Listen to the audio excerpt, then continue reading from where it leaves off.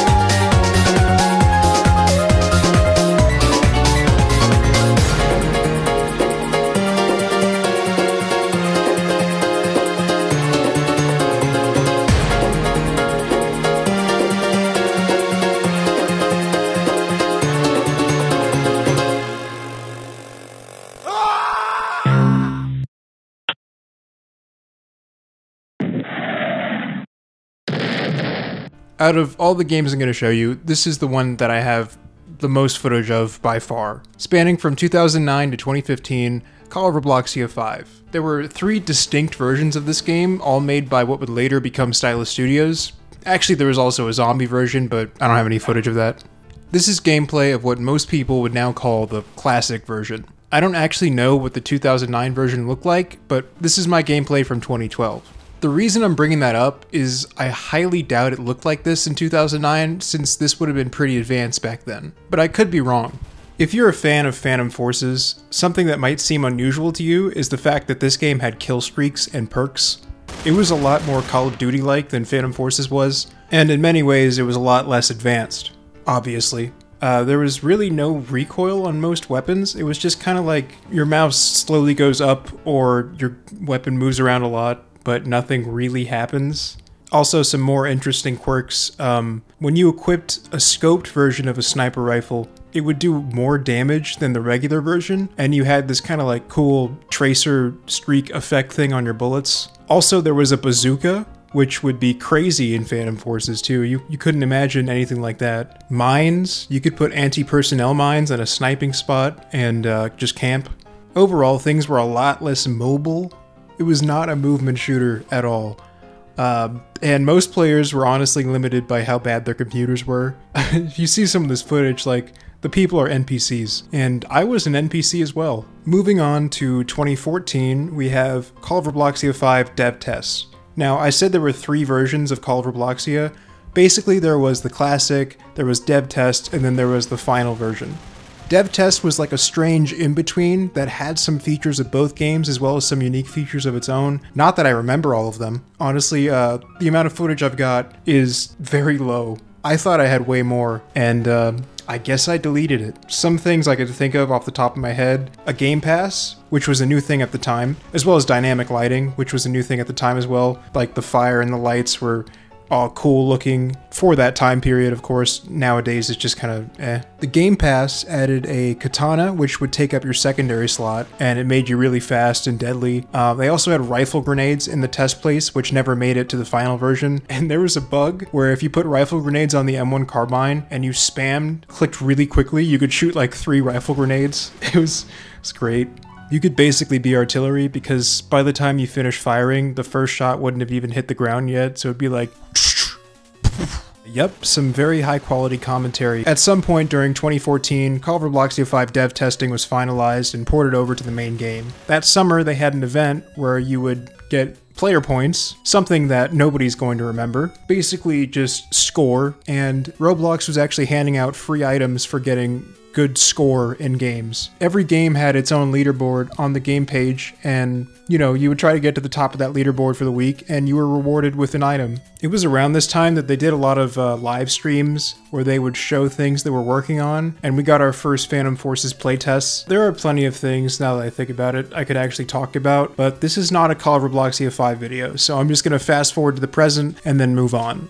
Core Fidelis, as it's called, is the current Call of Robloxia. It's been in development hell for years, and we've seen multiple different versions of this game, some more complete looking than others. The one that they're presenting as the most up-to-date version, at least publicly, is really good. Obviously, it is very incomplete, but the weapons feel so smooth, the animations, everything, and I wish it was done so we could just move away from Phantom Forces and play this way better game. Now, there are problems that I can already see forming, specifically the weapon customization system. It's cool, but it's going to lead to a lot of problems. If you miss Call of Robloxia 5, you're going to have to wait.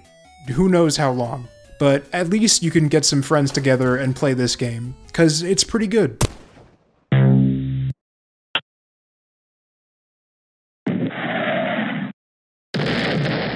Survival Beginnings. I have barely any footage of this game. It was already a remaster back in 2014. Basically, Roblox games would break very often back then. There would be unannounced updates that would wipe out even front page games, and that was just something that people dealt with back in 2014 and earlier. That would not fly today. So Survival Beginnings was a remaster of the Survival series by Davidii, and the current version of Survival Beginnings, called Beginnings 2, is a remaster of that remaster, and it hasn't changed that much. It's just kind of polished, and they have added some new things, like there's a boss fight, there's a sky dimension, but overall, it's not that different. It's just kind of that central mine Terraria craft gameplay loop. Collect things, craft things, get better things, craft better things. It's kind of boring if you play it by yourself. There's nothing wrong with the game, and I've had fun on it a few times. I just recommend bringing some friends, or finding some kind of goal. Make an enemy, do something. Otherwise you're gonna leave and get bored. Okay, so the last time I played this game was actually a few months ago, and I thought that was good enough, but it turns out they've done some updates that have changed some things. I didn't get a chance to explore it fully, but the main thing I noticed was the caves are different, and that's awesome. Like, some of the caves connect the islands under the ocean, and there's glowing mushrooms. It's not as boring as I thought it was.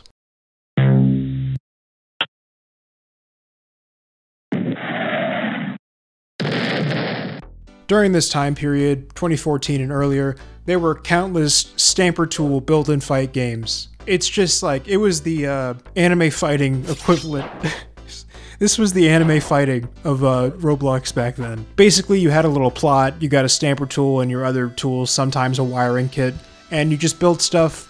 You could make a little hangout for your friends, or you could make like a fortress and like trick people and kill them, and you would have a random weapon of some kind. You would get new stuff by getting kills, like power-ups or weapons most of the time, and I was toxic, as you could see in this footage. I was just spawn camping him, just ruthless.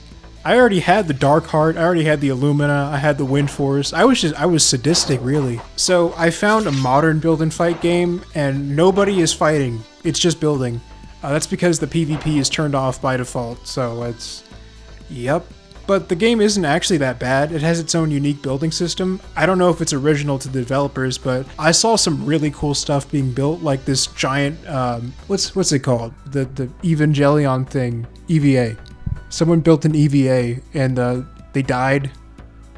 It's pretty cool. To be honest, when I saw the proprietary building system, I just kind of lost interest. I don't want to learn a whole new building system just to play this one game, but if you do, it's linked in the description, and as you can see, you can make some pretty cool stuff with it.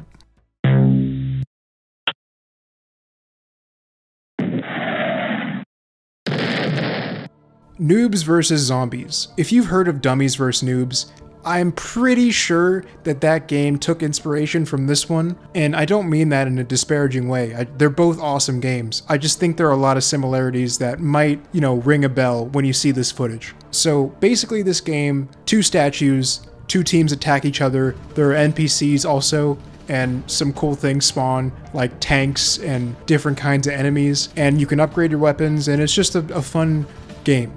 Now, what I didn't know was that there are actually 2 more games in this series, more than that really, and they've already had full lifespans. One of them, Noobs vs Zombies Realish, I was familiar with. I played it during its prime. What I was not familiar with was Noobs vs Zombies Tycoon. It's very different. It's kind of more like the original one that I played in this footage. And what's even crazier is that there's like a person controlling the bots. So it's an RTS game as well as a PvP PvE game. And of course, in classic Noobs vs Zombies fashion, everything is over the top. There's explosions happening, the screaming.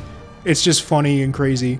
The team commander is playing an entirely different game from the players, and he's having his own 1v1 versus the enemy team commander. I didn't talk about the original game enough, so I'm just gonna go back to that. At the time, I thought this was really cinematic for a Roblox game. Everything that happened was announced, and it had all these sound effects and alarms, and it seemed like the world was gonna end. I'll put a little clip here.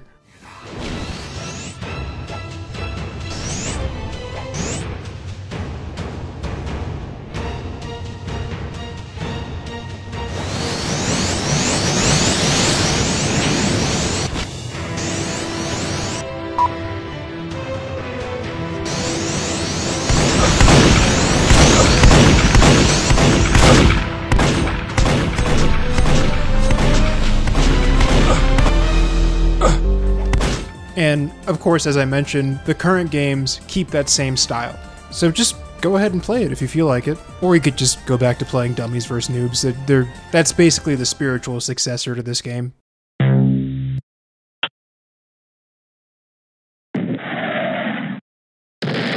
Catalog Heaven. So there's really not much to say about this one. Back in the day, Roblox used to have a lot of gear, and this gear could actually be used in games and could actually be used to fight other players. Nowadays, gears are cosmetic, but there actually used to be a legitimate reason for buying them. And yeah, it was a pay-to-win element, but it was pretty fun. So in Catalog Heaven, someone had the idea to just make a game where you could try out any gear you wanted to before you bought it, and eventually that turned into a PvP game. I guess in terms of modern derivatives, Catalog Avatar Creator is probably one, but there is a direct recreation of Catalog Heaven, and I played it, and it's about what you would expect. They did try their best to make it work, but at the end of the day, this is just a Roblox issue. Most of the gear doesn't work anymore. It's kind of just a relic of the past. You could join it and have fun with it, or just play Catalog Avatar Creator. I haven't played that, I don't know what it's like, but I assume it's just the same thing, but without the fighting.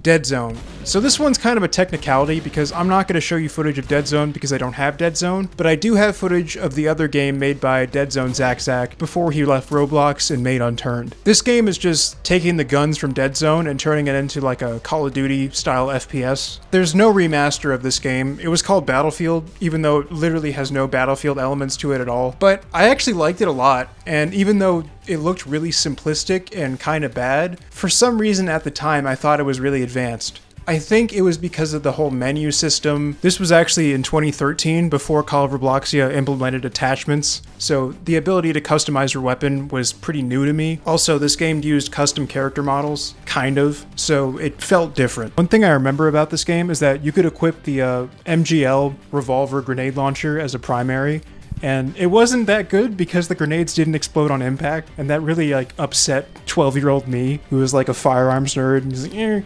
actually they're imp. So there are quite a few Dead Zone remasters out there that you can play, and they're all pretty good. There's Dead Zone Classic, and there's one that's not really a Dead Zone remaster, but State of Anarchy has the option for you to play, but on Dead Zone maps.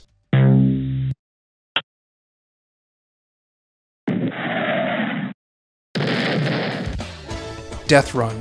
This game is more or less intact in terms of how it plays. It's just the same game, but with updated visuals. The maps are really cool, and they have that not necessarily old Roblox, but like 2015-ish Roblox feel to them. The game definitely has a corporate feel. I don't vibe with the announcer voice or this. Level up.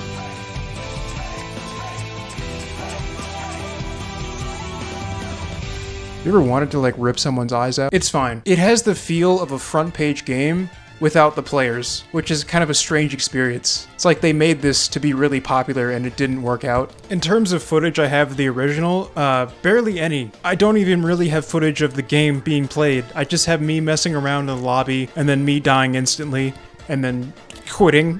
During the 2014 summer event, you could get a prize that looked really cool by getting in the top 10 players for the week, and I tried and I just hated this game and I couldn't do it. That's just my opinion though. The game is perfectly fine.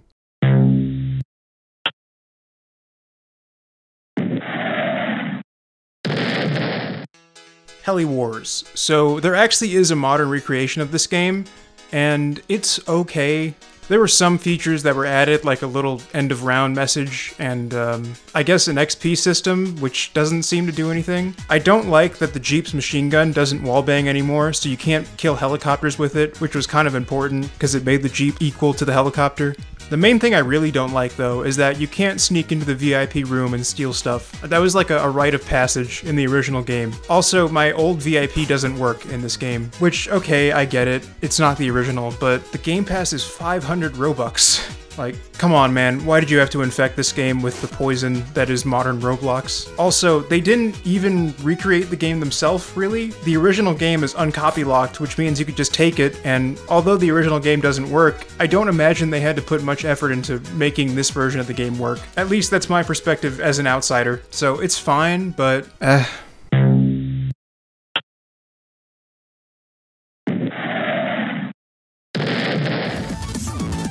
This game has chat voice. Brought to you by Mad Studio.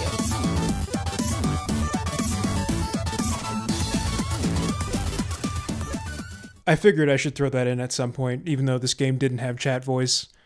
Anyways, the modern versions of these games are just bad, and for a while I had no idea why. I remember liking these games back in 2014, and I played them all the time. The current games though, both of these are indistinguishable from each other, and yet one of them is extremely popular. When I reviewed the old footage from 2014, it instantly clicked. The old game actually had some mechanics which made even being an innocent fun. For example, everyone was anonymous, and in Murder Mystery, every player had a unique colored track. This was so people could collect information and investigate. You didn't just have to wait until the round was over if you weren't given an interesting role. The anonymity also added another layer of fun. You would talk to other players, not knowing their actual identity, and you would form a group, and this group would get smaller and smaller as the round progressed, and you try to figure out which one of you it was, and eventually, you would figure it out using the tracks. In the modern game, nobody is anonymous. They had to remove that so they could add skins, and as a result of that, you know what everybody looks like, and no one can get away with anything. How most of these rounds go is everyone just goes off into their own separate areas,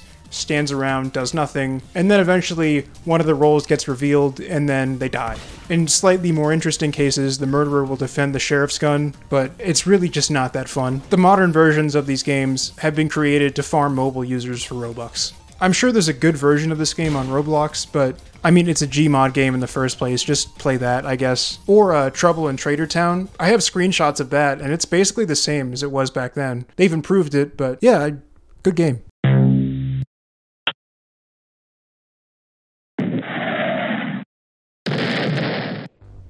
Roadrunner Canyon. The last game on this list might seem a bit boring at a first glance, maybe a second or a third as well, honestly. I don't know why, but little me really liked this one. It made me feel a certain way. Roadrunner Canyon is more just a showcase than anything else nowadays, but it used to have some gameplay elements to it. What really stood out to me back then was the music. In 2012, Roblox had a limited sound library and you couldn't upload anything. That's why we have a few songs that are now known as the Roblox soundtrack. They were just what was available to us back then. To get around this, Roadrunner Canyon had scripted music using Roblox sound effects. One of the songs in the soundtrack was actually Creep by Radiohead. This was the first time I'd heard it, kind of a strange introduction.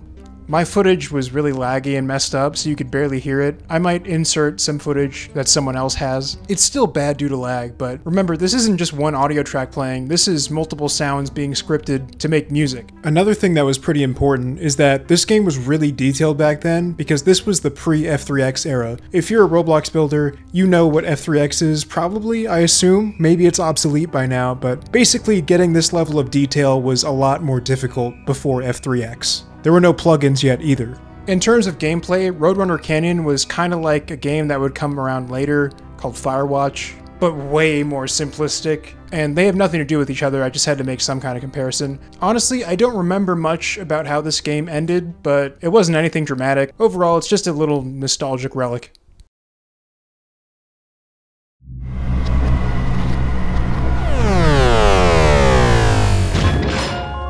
So that is the end of this video. It took me a long time to make because I really wasn't sure how I was going to use this footage, but I was happy with how the intro turned out.